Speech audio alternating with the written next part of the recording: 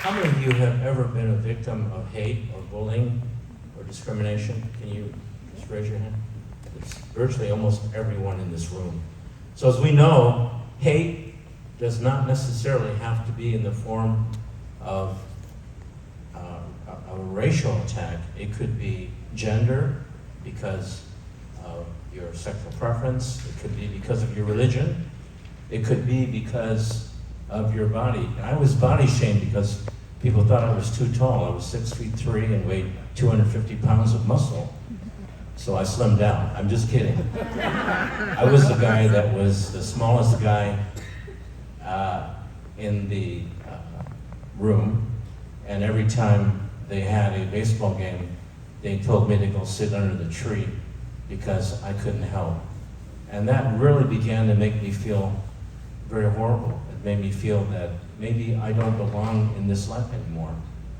And I remember in high school, you know those high school gymnasium lockers? You ever seen any of them? They locked me in one almost every 2 or 3 weeks. And that was a long time ago. I don't want to tell you how old I am, but that was a long time ago. But to this day, I have severe claustrophobia. If I ride on an airplane, I gotta sit on the aisle. Otherwise I feel like I'm dying.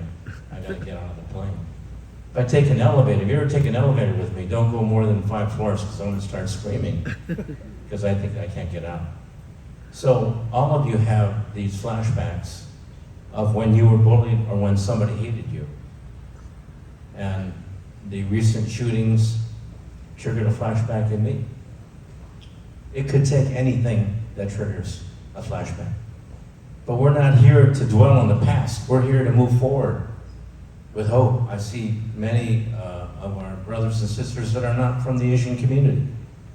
And I see many from the Asian community. I see many young people here. And so what that tells me is that we are in a community of love. The only thing that can counter hate is love. And if you feel loved, you are turn to the person next to you and say, thank you for coming here today. Turn to the person next to you and say, thank you for coming here today. I appreciate you. Thank you for coming here today. Do that. Thank you for coming I appreciate you. Thank you for coming here You today. can say I love you, but maybe that's going too far. Thank you for coming here today. So in conclusion, what rescued me was that my mother was riding home in a bus one day and she was crying. And she was crying because as the woman asked her, why are you crying? She said, I'm losing my son, Mike Eng. And Mike Eng was crawling into a dark shadow, not wanting to come out of his room, not going to school. And so the woman said, here's a notice for my church. Why don't you have your son go to church? And oh boy, I tell you, my life turned around. Because whether it's a church or a temple or where it was a place of worship, they had something for me to do every day. I had prayer meeting at 6 o'clock, I had youth council and all that, and before you knew it, I got turned around because of faith. And we are in a house of people of faith. And so I have faith, you have faith.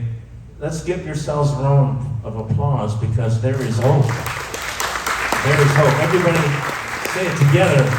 I believe. I believe. There is hope.